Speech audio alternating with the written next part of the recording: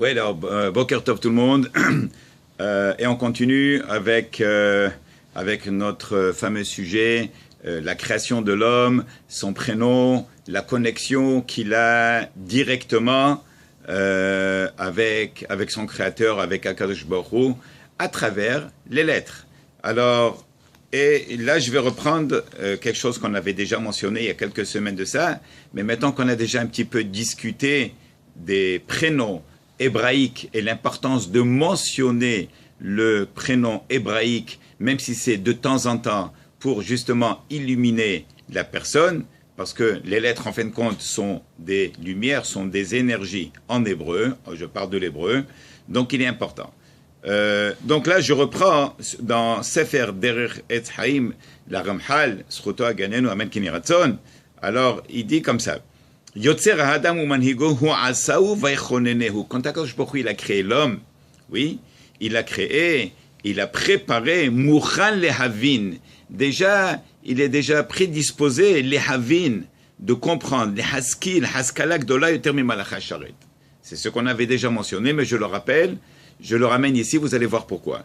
Alors, on a une intelligence qui est plus grande de celle des anges. Qu'est-ce que ça me donne? Où est-ce que ça m'avance, tout ça? Oui. Alors, premièrement, comme qu'on avait déjà mentionné, pour certaines personnes, on se demande même qu'est-ce qu'on fait dans ce monde, n'est-ce pas? Travail dur, ça réussit pas. Il faut payer les taxes, il faut se fatiguer, il faut se reposer, il faut aller en vacances, il faut manger, il faut dormir, il faut faire une diète, on a pris du poids, on a perdu du poids, il faut aller au gym, quel est le bon chemin, où est-ce qu'on va investir de l'argent, où est-ce que ça va durer, pourquoi il y a des guerres, pourquoi il y a des bonnes choses qui arrivent à des mauvaises personnes, pourquoi il y a des mauvaises choses, Hasve Shalom, qui arrivent, qui viachol, c'est parce que nous on ne comprend pas, à des bonnes personnes. Et ça se complique. Alors il dit, d'abord tu dois savoir que l'homme et la femme, avec l'intelligence que Akadosh Baruch Hu nous a donnée à travers la Neshama, alors on dépasse les anges. Bon.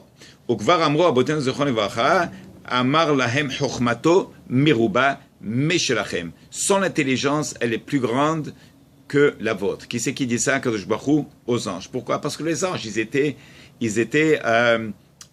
jaloux de l'homme. Oui, quand ils lui ont dit, Hakadosh Baruch Hu, laisse la Torah dans le ciel, tena hodecha la shamaim. Oui, ma Adam qui t'iskerelu. Pourquoi est-ce que tu vas donner la Torah à l'homme? Il va fauter.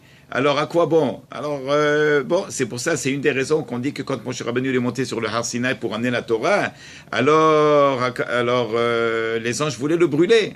Oui, il y a des anges de feu. Et alors, il avait presque pas accès. Alors, comment faire? Alors que Baruch Hu a dit à Moshe Rabbeinu, vas-y, réponds. Pourquoi est-ce que tu dois prendre la Torah? Pourquoi tu dois la descendre en bas? Alors Moshe Rabbeinu leur a dit, Anochi Hashem Elokecha asher hotzeticha me'eretz Mitzrayim, je suis Dieu l'Éternel qui t'a sorti d'Égypte. Est-ce que vous êtes descendu en Égypte? Est-ce que vous avez fait de l'esclavage et tout ce qui suit? Après l'otirtzach, l'otignom, ne volez pas, respectez votre père, votre mère, vous avez un père et une mère, ne volez pas, vous pouvez voler. Ils n'ont pas de mauvais penchant. Bon. Alors tout ça c'est important. Très bien. Alors c'est pour ça qu'il leur dit Chokhmato meruba mishelachem, ça veut dire Dafka, l'ange qui n'a pas de libre arbitre, il peut servir Dieu, mais il est limité. L'homme qui a le libre arbitre, qui peut fauter, mais justement quand il se retient de ne pas fauter, alors là il dépasse les anges, il est illimité. Comme la Torah, elle n'est pas limitée, comme Dieu qui viachol n'est pas limité. Alors on a l'étincelle de lui. Et maintenant, j'aimerais élaborer sur ce point. Qu'est-ce que ça veut dire qu'un homme, il a l'étincelle de Akadosh Baruch Hu? Dans Masechet Kiddushin, la Gemara de Kiddushin, il est ramené. Shlosha shutafin ba'adam. Il y a 3 partenaires dans la création de l'homme, du bébé. Il y a papa, il y a maman, et il y a Hakadosh Baruch Hu. Il y a ton créateur. Papa donne tout ce qui est blanc, n'est-ce pas? Tout ce qui est blanc, ça veut dire les os, le blanc de l'œil, le blanc des dents, même les cheveux blancs, enfin, bah, tout ce qui est blanc. Et qu'est-ce que maman donne? Maman donne tout ce qui est rouge. Le sang, il est rouge. La chair, elle est rouge. N'est-ce pas? Bon, très bien. Et Akadosh Baruch Hu, qu'est-ce qu'il fait? Il donne un neshama. N'est-ce pas? Alors ça, c'est 3 shutafim badam. Mais regardez des choses extraordinaires quand même. Essayez de suivre, s'il vous plaît. Adam. Adam, Aleph, Dalet, Mem. Aleph, valeur numérique, c'est 1. Dalet, valeur numérique, c'est 4.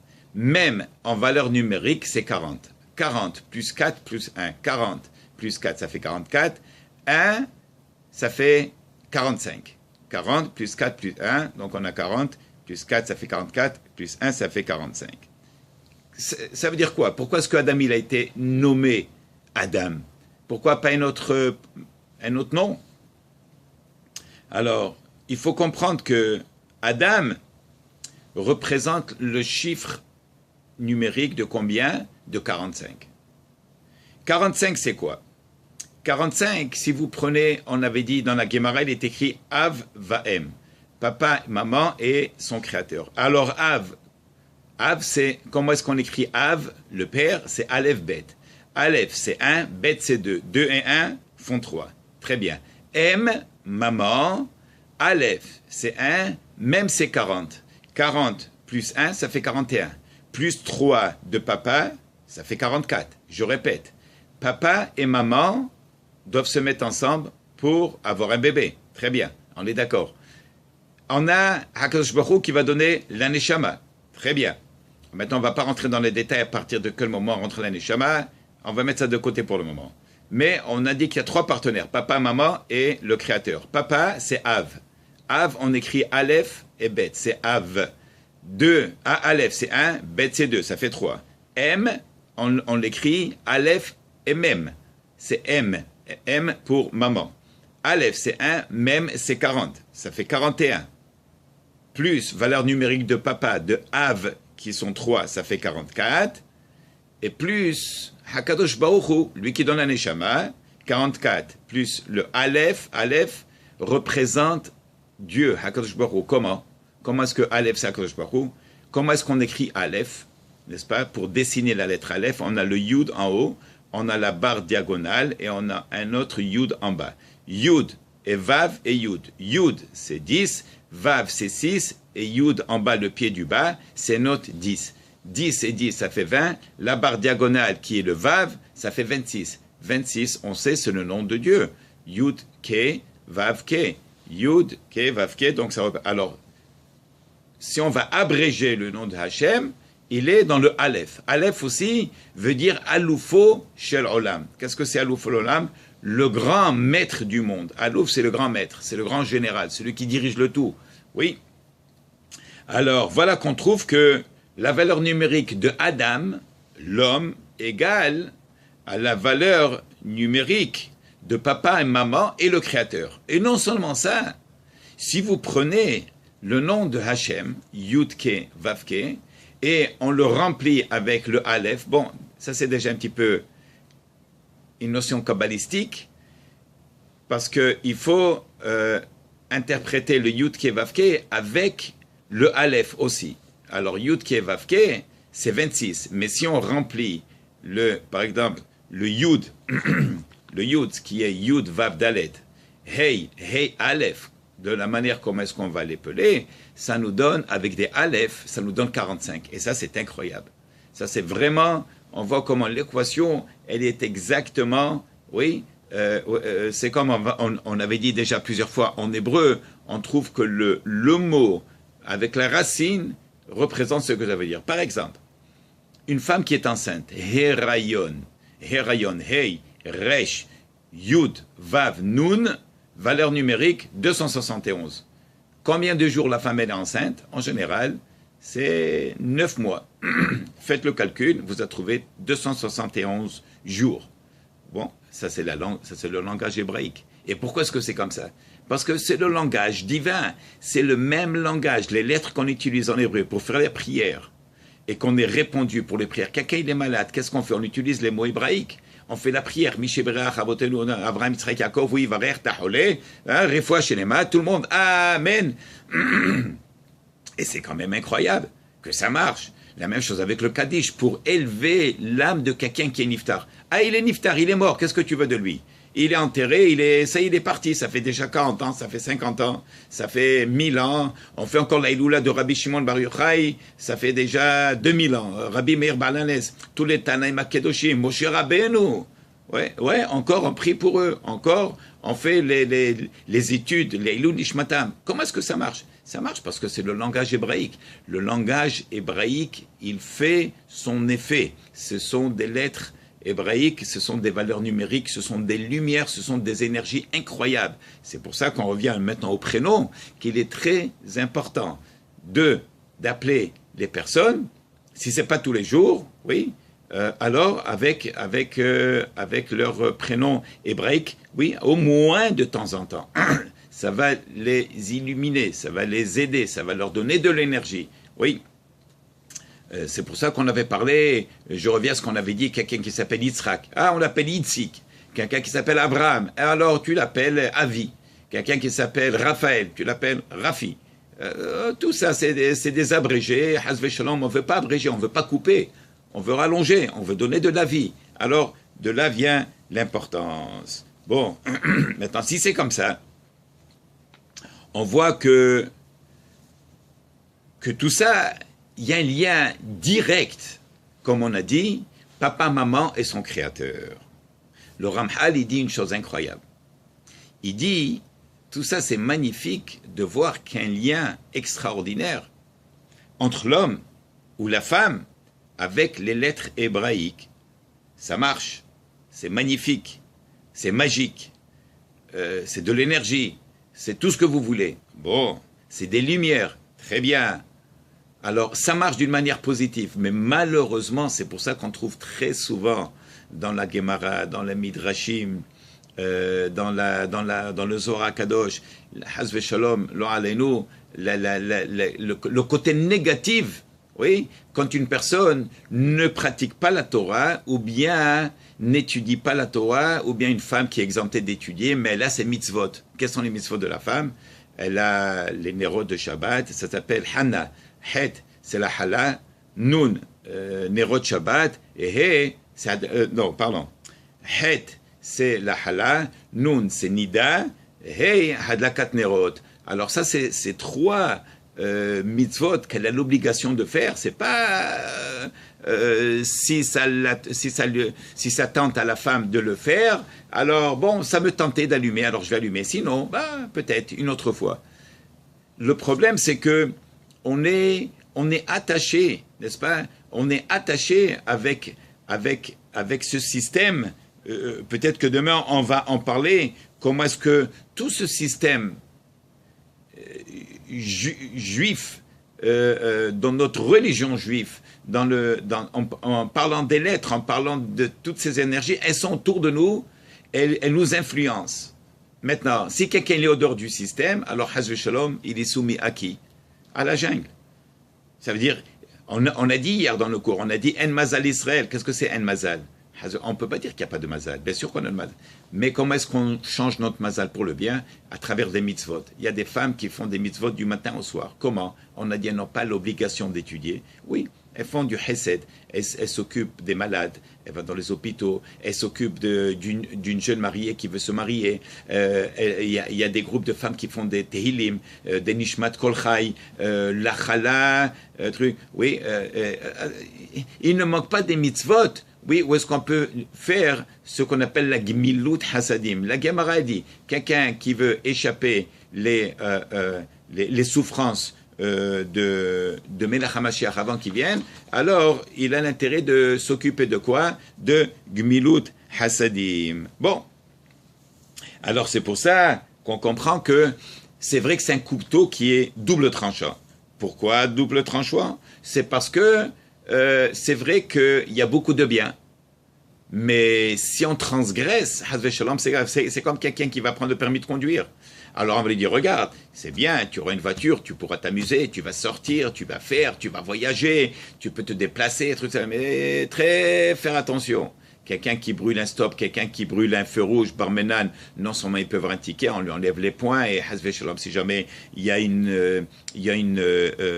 un accident. Donc il y a le côté positif, mais il y a le côté négatif qu'il y avait à faire. Alors tu dis, ok, alors si c'est comme ça, je ne veux pas de permis de conduire. Oui, mais tu ne peux pas rester en arrière.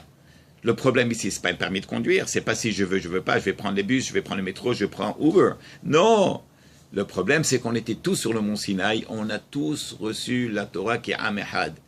Alors de là, maintenant, on comprend aussi que comment est-ce que on influence tout, on a cette influence un sur l'autre. J'oublierai jamais dans un séminaire, il y a 30 ans de ça, on avait le rabbin qui s'appelle Rabbi Azriel Tober. Il nous avait dit un jour, il reçoit un coup de fil d'une dame. Rebbe, you know, please, I need Brucha. My son is went to the Goya and he's going to Florida and he's taking her. Quel était le problème? Je traduis. La dame qui panique, qui appelle le rabbin, un grand rabbin, et elle lui dit, voilà, son fils, il est parti avec une fille qui n'est pas juive, il est parti 2 semaines en Floride, et je pense qu'ils veulent même, en revenant, ils vont décider de se marier, s'il te plaît, s'il te plaît, s'il te plaît. Il lui a dit, regarde, moi je vais prier, mais toi, qu'est-ce que tu fais? Est-ce que tu allumes les bougies? Ah, chveis, enfant, parfois oui, parfois non. Est-ce que tu fais nida? Est-ce que tu fais ton Shabbat? Comment est-ce que tu veux recevoir la bénédiction quand ton ustensile, quand ton ustensile, il est perforé de partout. On peut verser du whisky, n'importe quelle belle boisson qu'on veut, mais quand le bol, il est percé de partout, alors ça coule, ça s'en va, c'est dispersé. Comment faire pour que la beracha, la bénédiction arrête? Il faut commencer à boucher les trous. Comment on bouche les trous? Par les mitzvot. Elle a dit, ok, je vais faire, dis-moi quoi faire. Essaie de faire ton Shabbat, l'allumage des bougies. Nida, il faut se séparer de son mari. Nida, rabotai. Et peut-être c'est l'occasion aussi de dire, Nida, c'est karet, barmenan. Karet, c'est quand on est retranché, l'âme elle est retranchée. Que Dieu nous en préserve. Quelqu'un qui fait pas nida avec sa femme, qui se sépare pas de sa femme, quand elle a les règles, c'est se retrancher. Ça veut dire, il y a une punition qui arrive. Ça peut être un accident, il va disparaître, une noyade. Il meurt avant d'arriver à 45 ans, 50 ans, il meurt déjà. Pourquoi les jeunes meurent aussi jeunes que ça? Que Dieu nous en préserve. Oui, nida. Nida, c'est karet, barmenan. Alors voilà, il y a la nida, il y a la chala pour Shabbat. Oui.